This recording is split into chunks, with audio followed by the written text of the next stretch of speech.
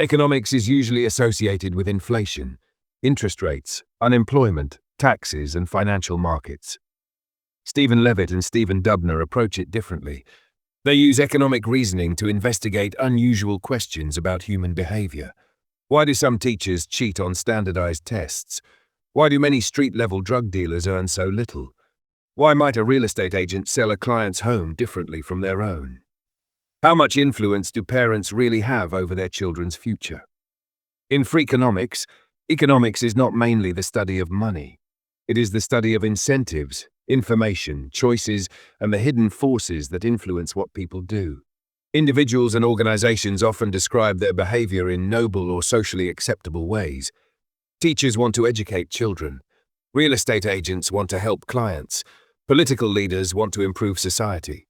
Parents want to give children the best possible future. These descriptions may be sincere, but behavior is also shaped by rewards, penalties, reputation, fear, and personal advantage. The authors encourage readers to look beneath official explanations. What is being rewarded? Who possesses information that others lack? Which result is being measured? Who benefits when people accept the conventional story? Levitt searches for unusual datasets capable of revealing behavior that people would rarely admit directly. Patterns in test answers can reveal possible teacher cheating. Financial records can expose the real economics of a drug gang. Differences between how agents sell their own homes and how they sell clients' homes can reveal conflicts of interest. The book repeatedly warns against confusing correlation with causation. Two things may occur together without one causing the other. Children surrounded by books may perform better in school, but the books may also indicate that their parents are more educated and value learning. A popular policy may be introduced shortly before a positive social trend without actually causing that trend. Good analysis requires searching for comparisons that separate one explanation from another. Some conclusions in the book, particularly its argument connecting legalized abortion to later crime rates, have generated significant controversy. The larger value of the book lies less in treating every conclusion as final and more in adopting its method. Question the obvious story. Study incentives. Search for evidence. Look for what people do rather than relying only on what they say. The book's central lesson is that the world often becomes more understandable when hidden incentives and information are brought into the open. Blink 1. Incentives influence behavior more powerfully than intentions. An incentive is something that encourages or discourages a particular action. Economic incentives involve money or material rewards. Social incentives involve reputation, embarrassment, acceptance, or status. Moral incentives involve a person's beliefs about right and wrong. Most behavior is influenced by several kinds at once.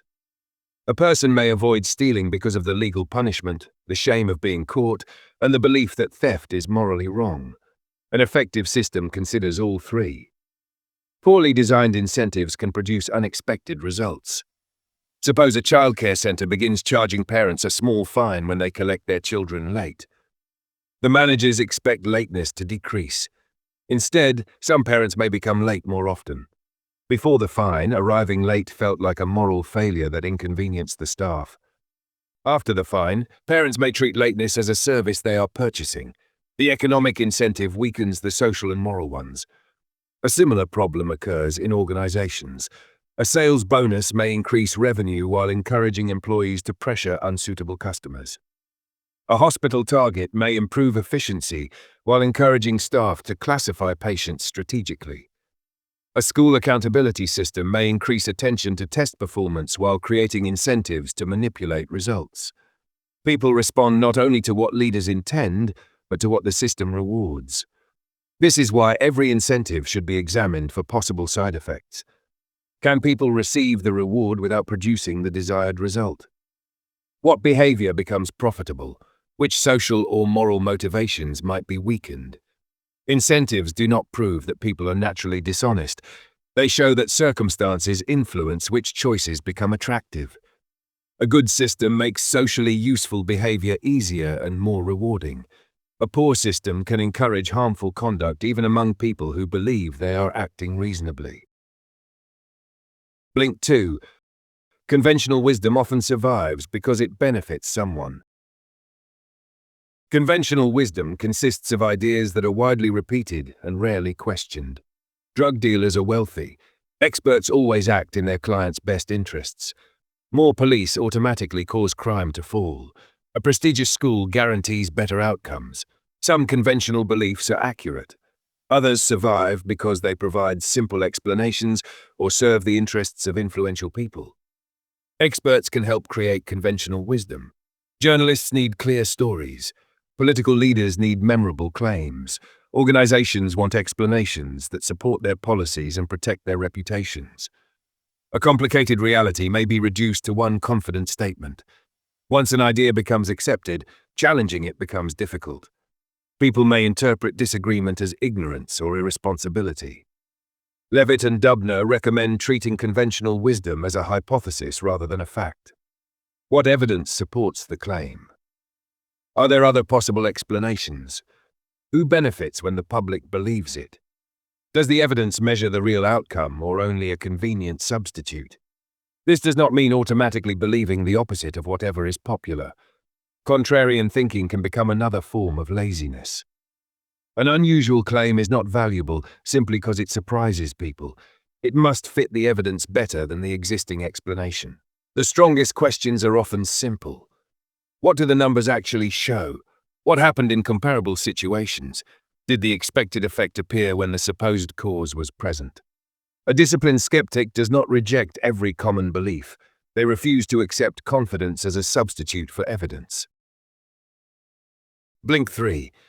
Information gives experts both value and power. Experts are useful because they possess knowledge ordinary people may not have. Doctors understand medicine. Lawyers understand legal systems. Mechanics understand vehicles. Real estate agents understand local property markets. Their knowledge can help clients make better decisions.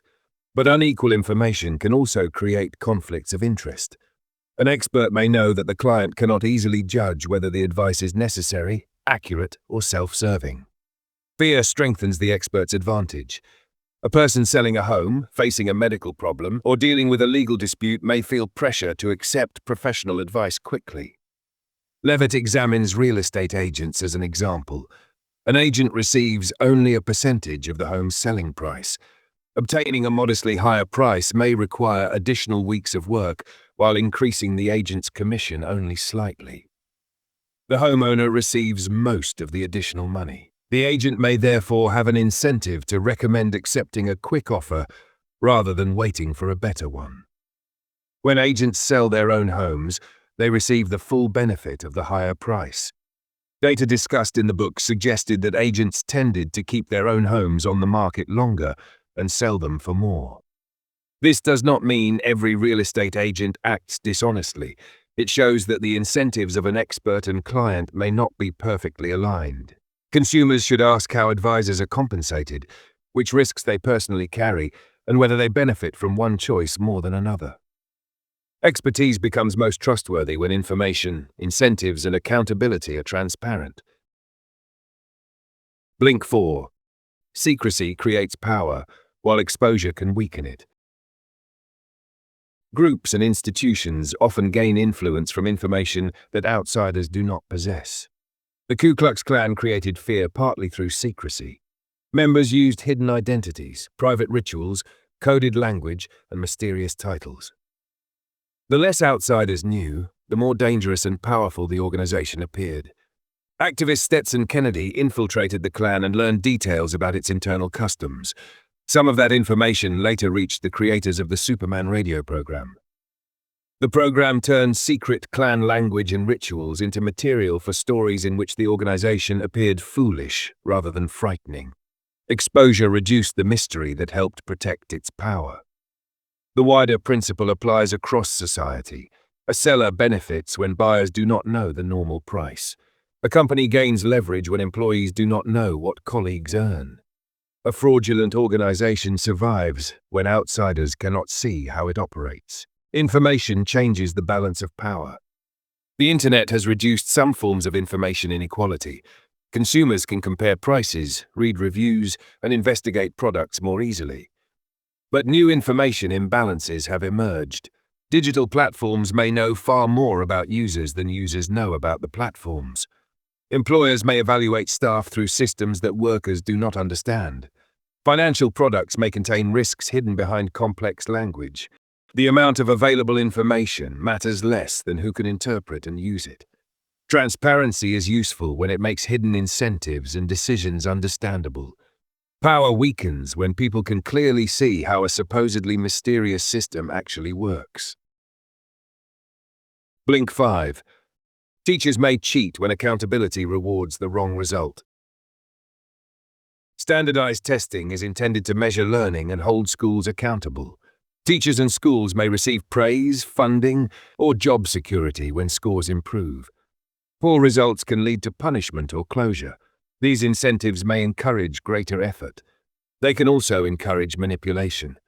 Levitt examined detailed test answer data from public schools. Teacher cheating could create unusual patterns. Students with very different abilities might suddenly give the same answers to a difficult sequence of questions. Weak students might perform unexpectedly well on one test and then return to their previous level the next year. A classroom might show improvement too concentrated in particular answer positions to be explained easily by genuine learning. Statistical patterns cannot reveal every individual action with certainty, but they can identify results unlikely to occur naturally. The deeper lesson is not that teachers are unusually dishonest. It is that strong incentives can change behavior even in professions associated with care and public service. Most teachers do not cheat. Yet when one measurement determines employment, funding, and reputation, pressure grows. This principle applies widely. Police departments may change how crimes are recorded. Hospitals may classify patients in ways that improve reported performance. Employees may close customer complaints quickly without actually solving them. A measure becomes dangerous when improving the number replaces improving the underlying reality. Education exists to create learning, not merely higher test scores. Good accountability systems use several measures, independent review, and safeguards against manipulation. Whenever a target becomes important, leaders should expect people to search for the easiest way to improve it. Blink 6. The drug trade resembles a tournament with very few winners. Popular culture often portrays drug dealing as a path to wealth. Levitt gained access to detailed financial records from a Chicago drug gang through sociologist Sudhir Venkatesh. The records showed a highly organized structure. Senior leaders earned substantial income. Street-level dealers earned very little while facing serious risks of arrest, injury, and death. Many continued living with their parents because their earnings were insufficient to support an independent lifestyle. Why would someone accept so much danger for so little money? The organization resembled a tournament. A large number of people competed for a small number of highly profitable positions at the top. Entry-level members accepted low income because they hoped to rise through the hierarchy. This structure appears in legal industries as well. Professional sports, entertainment, fashion, entrepreneurship, and some corporate careers offer enormous rewards to a small number of winners. The visible success of those winners attracts many participants whose average outcome is much worse. People often evaluate a career by observing its most famous members rather than its complete distribution of results. Drug gangs also operated like businesses in other ways. They managed territories, wages, supplies, franchises, and competition. But because the activity was illegal, they could not rely on courts or police to enforce agreements. Violence became part of the operating system.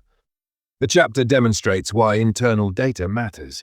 The public image created by successful leaders did not represent the experience of the typical member. Before entering any competitive field, people should examine the likely outcome for the average participant, rather than focusing only on the exceptional winner. Blink 7. Falling crime rates may have causes that began decades earlier. Crime fell sharply in the United States during the 1990s. Experts offered several explanations. Police strategies improved. The economy became stronger. More offenders were imprisoned. Drug markets changed. The population aged. Levitt argued that another factor deserved attention: the legalization of abortion following Roe v. Wade in 1973. His argument was statistical rather than moral. Children born into conditions associated with a higher average risk of later criminal activity became less likely to be born after abortion access expanded. Nearly 2 decades later, when those children would have entered the age range associated with higher crime rates, crime began falling. The argument did not claim that an individual unwanted child would become a criminal. It concerned population-level probabilities connected to poverty, family circumstances, and childhood environment. The claim became one of the most controversial parts of the book. Critics challenged the methods, data choices, assumptions, and estimated size of the effect. Other researchers have continued debating how much the relationship explains. The chapter illustrates both the power and danger of data-driven social analysis. Researchers can uncover delayed effects that public discussion overlooks, but major social trends rarely have a single cause. Crime was likely influenced by several factors at once. The broader lesson is to examine timing carefully. A visible change today may have roots in policies and demographic shifts from many years earlier. Researchers must also distinguish an interesting relationship from a fully established explanation. Surprising conclusions deserve scrutiny, not automatic acceptance. Blink 8. Parenting research often confuses parental behavior with parental background. Parents are surrounded by advice: read to children every night, choose the right school, limit television, buy educational toys, take children to museums, use a particular parenting method. Many of these practices may be valuable. The difficulty is proving how much they independently affect long-term outcomes. Parents who regularly read to their children may also be more educated, wealthier, more verbally skilled, and more likely to create a stable learning environment. If their children perform well, the reading itself may contribute. But the outcome may also reflect the broader characteristics of the family. Levitt examines large datasets to distinguish between what parents do and who parents are. Some factors strongly associated with educational outcomes concern parental education, family structure, age, and socioeconomic circumstances. Several highly promoted parenting practices showed weaker measurable relationships. This does not mean parents have no influence or that reading to children is pointless. Reading can create closeness, language exposure, and enjoyment, even when its independent statistical effect is difficult to isolate. The lesson is that correlation can make advice appear more certain than it is. Parents who choose a behavior may already differ from those who do not. The chapter also provides reassurance. Children's futures are not determined by one missed activity, one toy, or one imperfect decision. The broader environment created over many years is likely to matter more than any isolated technique. Good research must separate the effects of a parenting practice from the characteristics of the families most likely to adopt it. Blink 9. Names reveal social patterns but do not determine destiny. Names carry information. They may suggest a person's cultural background, generation, religion, family history, or social class. Certain names become popular first among highly educated or wealthy families and later spread more widely. Others become strongly associated with particular communities. This can make names appear to cause future outcomes. A child with one name may be statistically more likely to grow up in a high-income household than a child with another. But the name itself may not create the advantage. It may reflect parental education, age, income, expectations, and social environment. The name functions as a signal. However, signals can influence how other people respond. Employers, landlords, teachers, and strangers may make assumptions based on what they believe a name represents. Discrimination can turn a social association into a real economic disadvantage. The correct analysis must therefore separate 3 things. First, a name may correlate with background. Second, background may influence later outcomes. Third, other people's reactions to the name may create additional effects. The chapter demonstrates how cultural choices move through society. Names rise and fall as families respond to identity, status, and changing social norms. It also warns against using group averages to judge individuals. A name does not reveal a person's intelligence, character, or potential. Statistical patterns are useful for understanding societies. They become harmful when they are transformed into assumptions about specific people without evidence. Blink 10. Better questions matter more than impressive answers. Freakonomics does not present one complete theory explaining every social problem. Its chapters move between schools, crime, parenting, information, business, and discrimination. The connection is a method of thinking. Begin with a question that challenges the obvious explanation. Identify the incentives influencing each participant. Find evidence that can distinguish competing stories. Remain willing to accept that the popular answer may be wrong. The quality of the data matters, but the quality of the question matters first. A massive dataset can produce meaningless correlations when the researcher does not understand the context. Two variables may move together because a third factor influences both. The direction of causation may be the opposite of what it appears. Researchers should search for natural experiments, comparison groups, changes over time, and situations where important influences can be separated. They should also remain humble. A surprising result attracts attention, but novelty is not proof. Human behavior is complicated, and no dataset captures every motivation or circumstance. The economic approach becomes most useful when it combines curiosity with caution. Look at what people actually do.